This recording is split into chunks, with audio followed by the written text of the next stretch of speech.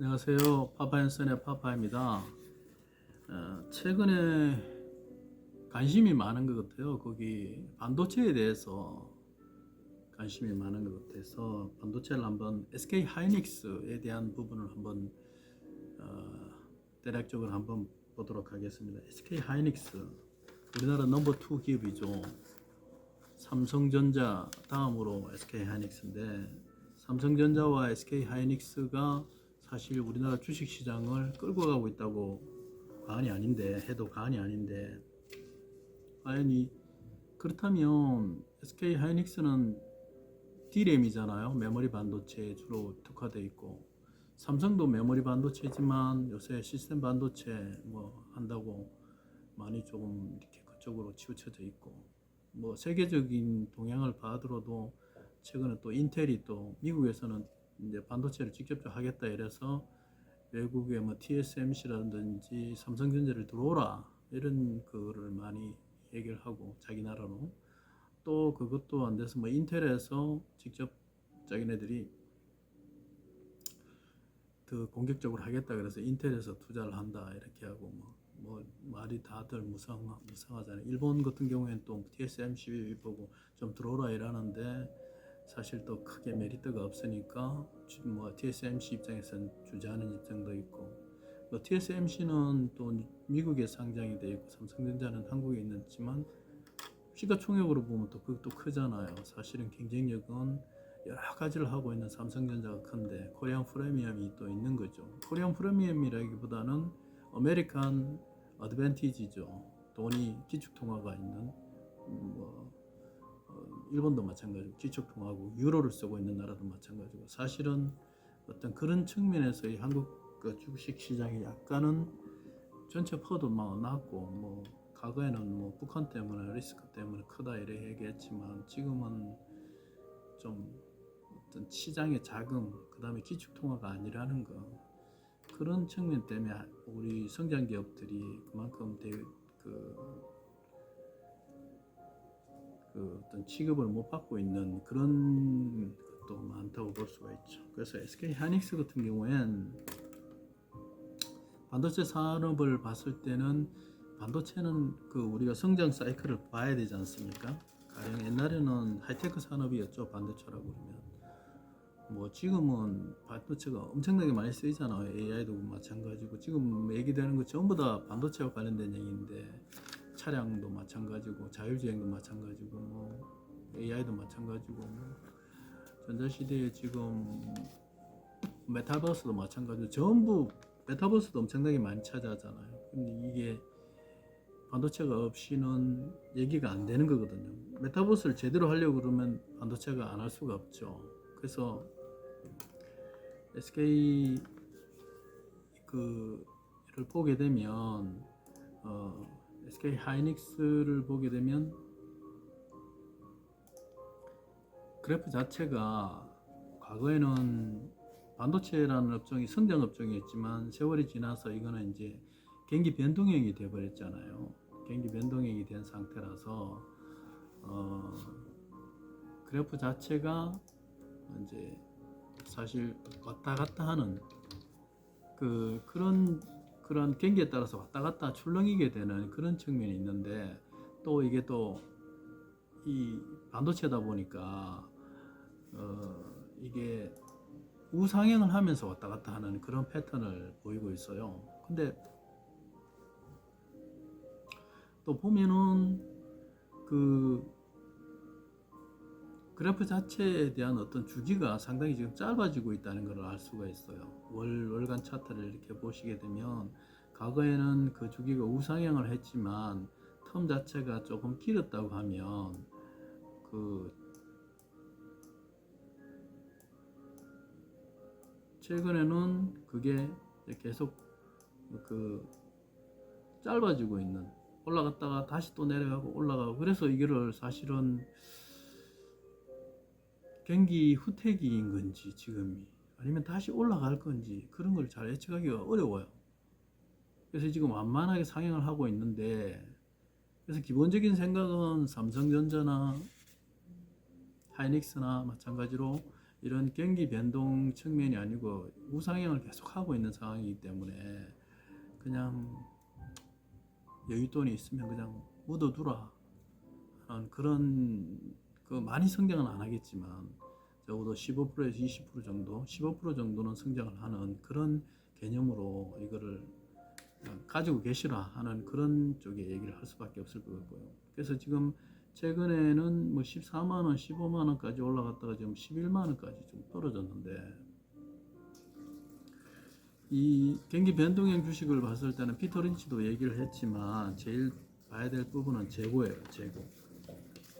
재고가 늘었는지 줄었는지, 그 다음에 가격, 경기 변동을 예측할 수 있잖아요. 가격이 비싸졌는지 싸졌는지, 또는 신규 업체가 들어왔는지 안 들어왔는지. 이제 여기서 신규 업체가 지금 들어오려고 하는 거잖아요. 인텔이 공격적으로 투자를 하려고 그러고, 중국도 SMIC라고 그래가지고 SMIC 14나노 같은 게 그게 90% 이상을 차지한다고 제가 기사를 봤는데, 전 세계 반도체 90%를 차지하는 걸 SMIC가 자기네들이 자체 생산을 하겠다는 얘기를 했죠. 과연 얼마나 할 수 있을런지 그거는 모르지만 중국 정부에서도 무지막지하게 투자를 지원을 해주고 있는 거잖아요. 그 다음에 미국도 맞지, 미국 인텔에서도 하겠다 이러지. 그러니까 이제 경쟁 업체들이 다 뛰어드는 거죠. 그러니까 이제 그런 부분들 때문에 이렇게 이제 주가가 지금 뒤로 밀리는 것 같아요. 근데 이제 주기는 점점 짧아지고 있어. 그런 주기는. 그래서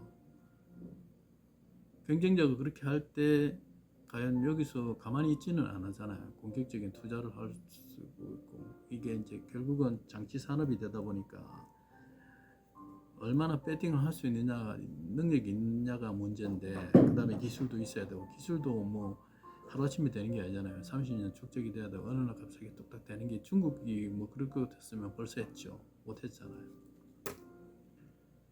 그래서 우리가 그런 걸 전부 다 알고 하이닉스에 투자를 할 수는 없어요. 왜냐하면 외생 변수가 너무 많기 때문에. 그럼 국가 경제 전체를 걱정해야 되는 것 같고 동일한 거기 때문에, 단지 우리가 여기서 살펴봐야 될 거는 과연 재고가 늘었을까 줄었을까. 1분기에 보면은 재고가 6136, 그러니까 뭐 100만, 1000만, 억, 10억, 100억, 1000억, 6조 1000억이었는데 작년에 1분기 말 기준으로 6조 1080, 거의 대동소이해요. 재고 자산은. 뭐 그렇고,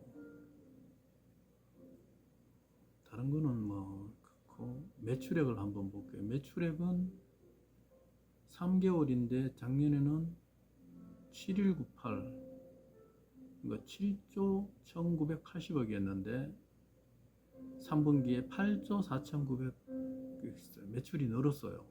매출이 늘었다는 얘기는 많이 팔았든지 아니면 가격을 올렸든지. 근데 재고는 그대로네요. 그렇다고 그러면 뭐 그 둘 중에 하나겠죠.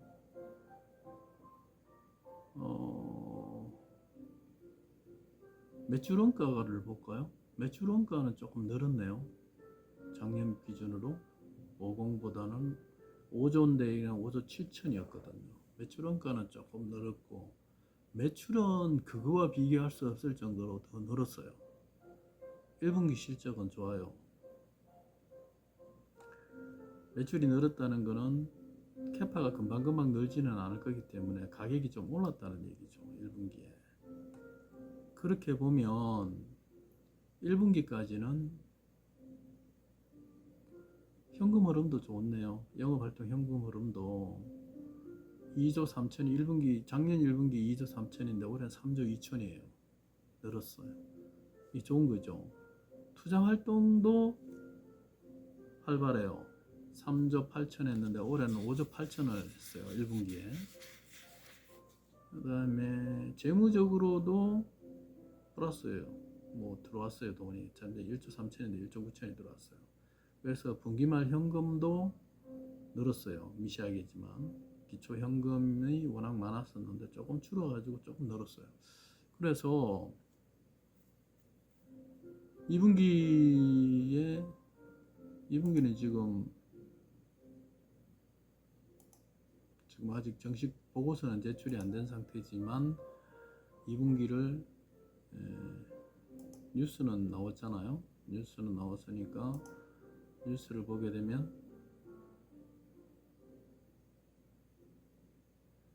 여러 뉴스들이 있는데 어마무시하게 많죠. 이걸 사람들이 어떻게 다 보겠는지. 여기 보면 연결 재무제표 기준 영업 잠정 실적 공정 공시를 했어요. 공시가 제일 공시를 제일 여러분들이 보실 때도 공시를 제일 보셔야 돼요. 사실 뉴스라는 거는 여과된 거잖아요. 한번 과정을 거치는 거고, 공시는 말 그대로 본인이 그걸 판단할 수 있는 게 그걸 그 어떤 여유를 주기 때문에, 뉴스는 제3자의 어떤 견해가 가미될 수가 있거든요. 선택될 수 있는. 근데 공시는 그냥 숫자 자체를 보는 거예요. 그 의미를. 여기 보게 되면은 정기의 실적보다는 늘었어요. 당일 실적이. 100만, 1000만, 10억, 100억.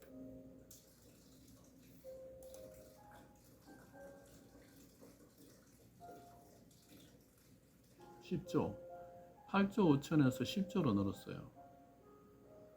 전년 동기에서도 전년 동기는 8조 6천인데 19.9%가 늘었어요. 영업이익도 38.3%는 늘었어요. 당기순이익도 56.5%나 늘었어요. 그러면 다 좋은데 왜 주가가 떨어질까요? 이거는 경기 변동의 특성 중에 하나인데, 경기 변동 주식의 특성일 수라고 밖에 볼 수가 없어요. 미리 걱정을 하는 거죠. 지금은 좋은데 내년에 좋을까? 또 삼성전자도 떨어지지만 전체적으로 뭐 어떤 그런 지금 성장주로 또 가치주에서 성장주로 또 몰려가고 있기 때문에 그런 차원에서 약간 또 밀렸을 수도 있는데, 재고라든지 가격이라든지 이런 측면에서는 지금 아직까지는 지표상으로 현재 가치는 좋아요. 근데 지금 걱정하는 부분은 신규 업체들인 것 같아요. 신규의 뭐 SMIC라든지 인텔이라든지 이런 사람들이 이제 이런 게 저가 중심에 뭐 14나노, 10나노, 지금 5나노까지 삼성이나 지금 SK는 한다고 그러잖아요. 하이닉스는. 근데 그런 고가품은 사실은 부가가치는 높지만 뭐 차량 반도체도 마찬가지고 그렇게 실질적으로는 크지는 않다는 얘기죠. 포션은. 그래서 당장 중국이나 인텔이 치고 들어오면 어떻게 될까, 이게 무너지는 거 아닌가 하는 그런 걱정들이 주가를 끌어내리는 것 같아요. 끌어내리는 것 같은데, 이거는 뭐 할 수 없죠. 조금 시간을 두고 관망을 할 수밖에, 이건 시만 아는 거니까 관망을 할 수밖에 없는 상황이에요. 그래서 지금은 고가 대비해서도 많이 떨어졌고, 지금 보면은 아까 얘기했다시피 뭐 38%나 성장하고 이랬는데, 퍼 기준으로 봐도 성장성의 주가 매일 기록 8.75밖에 안 되거든요.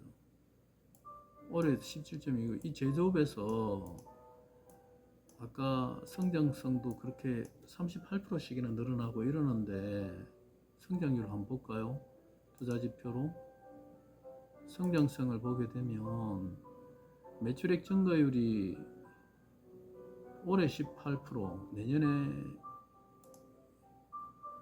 2021년도 작년에 18%였고 올해는 34%예요. 순이익도 130에 102%예요. 그 도대체 알 수 없는 거죠. 실적은 이렇게 좋은데 주가는 왜 떨어질까? 걱정을 하고 있는 거죠. 저가 업체들이 치고 들어오면, 중국이나 미국의 업체들이 들어오면, 신규 업체들이 들어오면 어떻게 될 건가?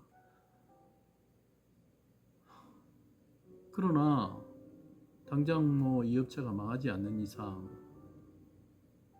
경기 변동형 주식이 내리막이 있으면 다시 오르막이 있는 거고, 실적이 이렇게 좋다고 그러면 더 떨어진다는 거는 사실은 좀 아까 얘기했던 7 정도밖에 안 되는데 수익성은 102%는 늘어나고 매출액도 34%는 늘어나는데 이게는 좀 납득이 되지 않는 수치인 거예요. 그래서 제 생각에는 이거는 과도하다는 쪽에 조금 무게를 싣고 싶어요. 그래서 지금 조금 자금의 여유가 있으신 분은 지금 10만원, 11만원, 11만 2천 원이네요. 지금 들어가셔도 크게 손실을 보지 않을 것이다 라는 생각을 하고 미래를 믿어야죠. 신은 뭐 신의 어떤 그 변덕은 어쩔 수가 없지만 이제까지 잘해온 걸 믿고 갈 수밖에 없는 거죠. 네, 이상입니다. 다음에 또 뵙겠습니다. 감사합니다.